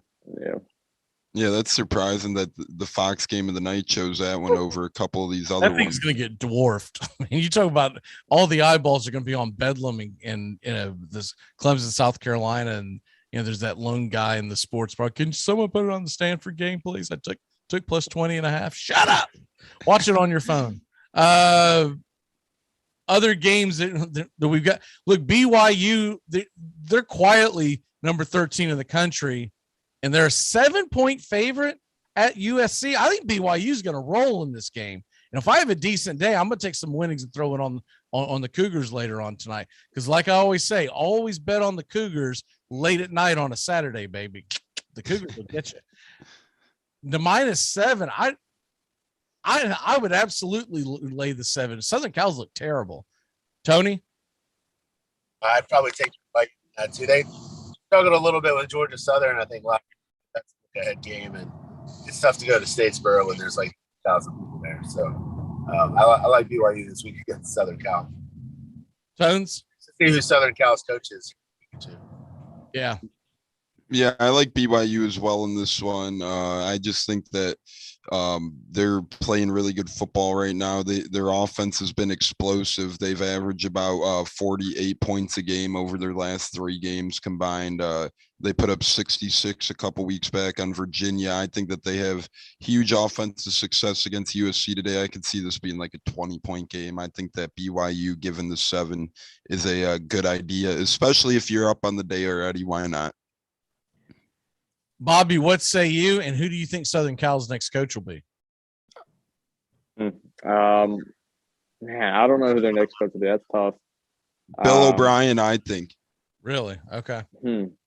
That's interesting. I That could think be a that possibility. not to cut Bobby off, but I just want to say I think Bill O'Brien, because look at these Alabama guys who get shuttled into coordinator positions or assistant coach positions, and they end up branching out eventually and they hope to take off. I think Bill O'Brien might be a good offensive minded guy for USC in their program. I think they could lean on him perhaps, but there ain't no telling that one. Yeah, Dan Mullen's going to be next to be an offensive analyst for Alabama before coaching another team. He's going to be off there, hang out with Bill O'Brien. Now, I'm not sure who yet. I think Bill O'Brien's that's a possibility. That's an interesting one. But regarding this game today, I don't think USC is not very good at all. BYU's been putting up a lot of points. I think they're going to cover pretty handily. BYU will. Tony, who are you hearing for Southern Cal? It's funny, that one, I always thought that might be Fickle, since the Southern Cal AD is the guy that hired Fickle at Cincinnati, but Fickle seems to say that he's staying. I think he's waiting. I think Fickle was waiting to see what Franklin did. And if Franklin left for Southern Cal, I think Fickle would have taken the Penn State job if offered. So I think Fickle does probably stay put. I think Tone's had a good point with Bill O'Brien, and Southern Cal's done well with the former NFL guys, Pete Carroll and John Robinson way back in the day, who left and came back. And but I think that's the route Southern Cal should go. I think they should go with an assistant that's been in the NFL for a long time, either as a head coach or an assistant coach. And they're really out west. There isn't like an up and coming guy unless they're going to see if Cristobal wants it. But if I'm Cristobal, I'd probably stay at Oregon versus going to Southern Cal. So I think Bill O'Brien would be in a good spot. Some of the local media guys thought he might be in play for Florida. I don't think it's a good fit there, but I do think it's a good fit at Southern Cal. I know Kyle Whittingham has been rumored coming from Utah, but I just don't think he's a splashy enough of a hire. I like him, but he's 62. Yeah. Like, he's the guy that I wanted to take over after Meyer left, because it would have been a smooth transition. He runs that same offense. At least he did back in 2010. He came from Utah as well. Florida's president at the time had come from Utah. That would have been a smooth transition. But now that he's 62, he's tough to bring over, I think. What about Baylor's Dave Arnado, or Arando, excuse me? I thought he would have been a good fit at LSU, but he's, I think, signing an extension at Baylor. I think he said there. They do have a lot of money there at Baylor. I mean, that's the one thing. I feel like Bill O'Brien might be a decent pick. My only question is he a big enough, splashy enough name to draw the recruits in, or are they going to try to look for something that's just groundbreaking? I don't know who's out there. I think a John Gruden is a guy that could have been until he got into his trouble, but they're going to look for somebody. I think they're going to try to peel back any options they may have. Maybe it's Urban Meyer, but Urban Meyer seems content in staying in Jacksonville.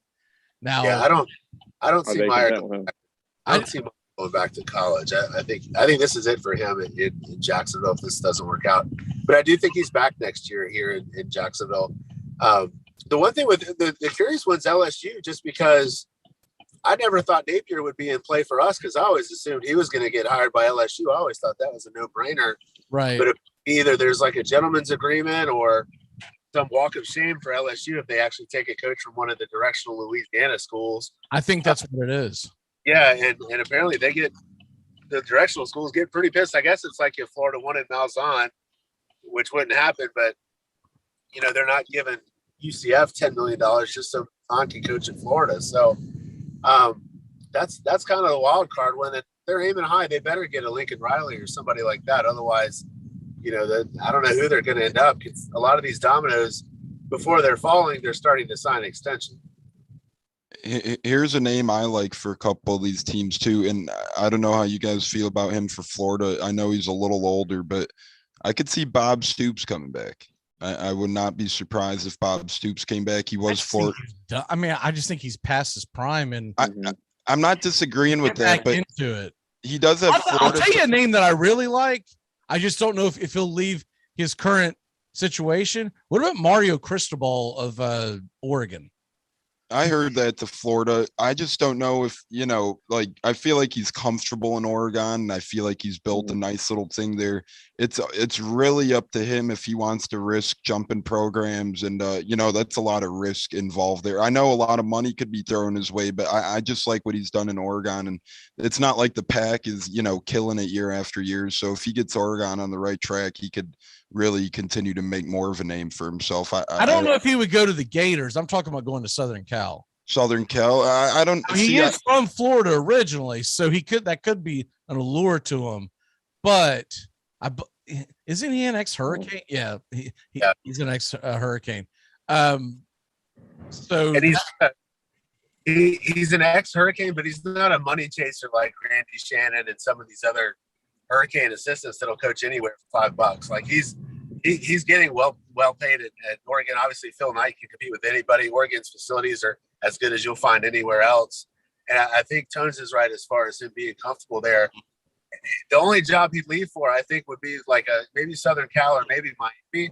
But Miami is in such dire straits as far as their facilities and money and stuff like that, like, why would you leave such a great thing in Oregon when you can literally coach there for 15 or 20 years if he wants? Because he's going to recruit, he's always going to put together a good staff. He's got the right connections. I do think he's a really good coach. I'm tired of hiring Georgia and Miami and FSU guys on our staff, so I don't necessarily want him at Florida because he's a guy that hates Florida. Like, you watch his 30 for 30s, like him and Lamar Thomas are the two that really hate the Gators. So it'd be weird to see him in Gator attire. So I don't think it's happening, but I do think if somebody gets him from Oregon, they're going to get a really, really good coach.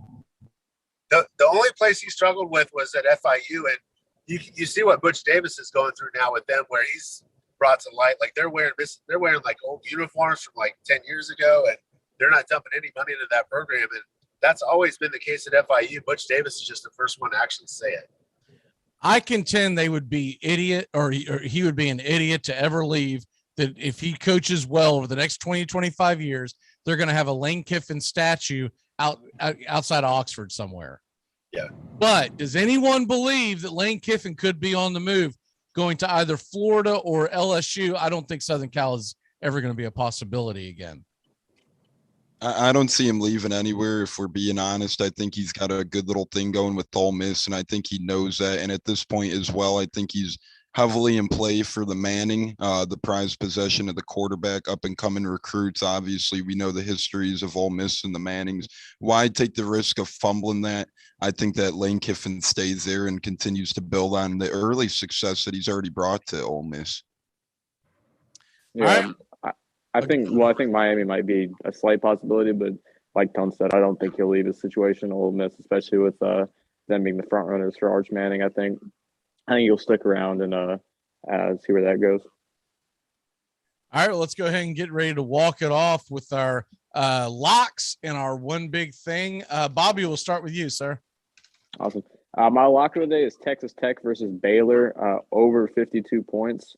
I feel like it's pretty low for a Big 12 matchup, and I know Texas Tech didn't do anything last week against Oklahoma State, but generally this year both teams have scored, in the 20s and 30s, so I think they can definitely combine today to get over 52.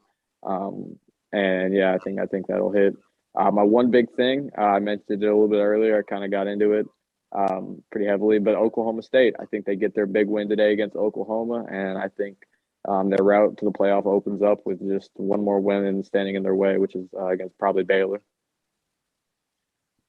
Tampa Tones, what is your lock and what is your one big thing?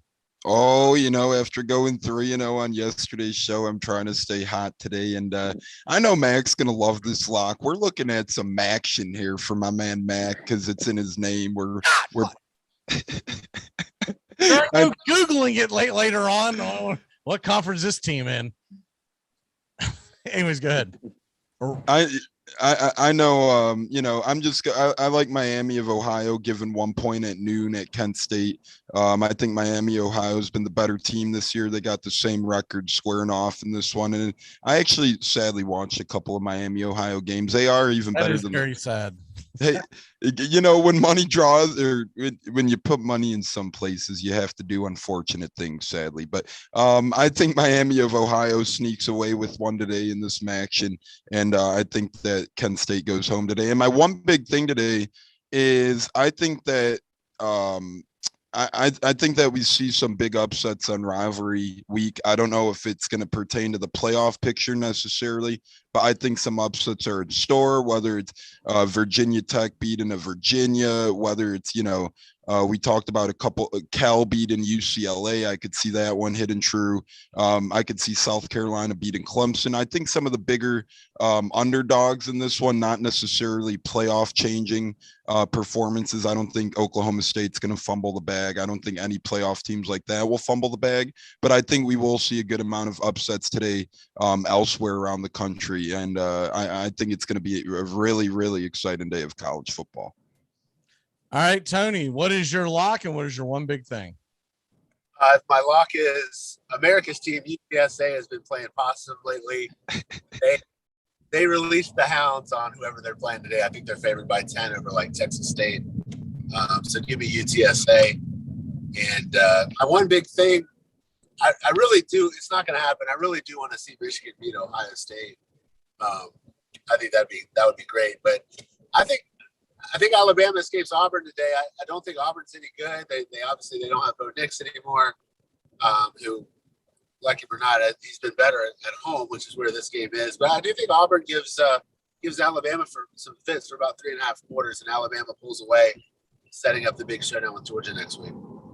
Yeah, UTSA is playing the North Texas Mean Green. Every time I see that team's name, I think of Texas State Green, the Mean, or was it the Green? Armadillos. Yeah, okay, yeah, the Armadillos. But I get it confused, which I've got their helmet back here somewhere.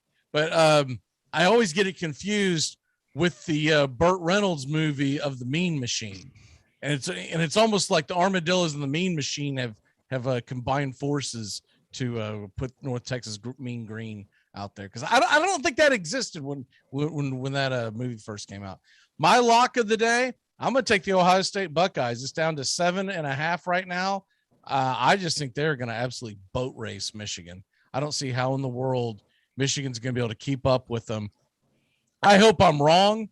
I hope I see, Ohio State get knocked out of the playoffs, but I just don't think it's going to happen. I think that's what I want. The problem is if they get knocked out, what are we going to have? Georgia playing Michigan? Oof. That could be ugly.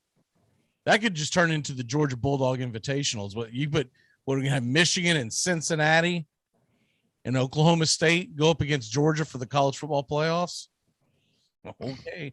And my one big thing is Florida State is going to finally get off the schneid and knock out the Gators and end that losing streak. And though it won't be as grand as it has been in years past when something has been on the line, it'll still be a fun W. It's all going to really come down to, can Florida State slow down Florida? Because I do believe FSU will be able to put up some points. I just don't think they can go up and down the field with Florida. So they're going to have to put, I'm not saying it's got to be full on slam on the brakes on the Gators offense, but they got to at least put some speed bumps out there to where Florida, if they can keep Florida under that 28-point area, Florida State has a puncher's chance. And with that being said, I'm not endorsing putting money on because I don't believe in it that much. All right, guys, let's go ahead and get out of here. Great job, and good luck to everyone except Gator fans, and safe travels, Tony. Take care, guys. Have a good one.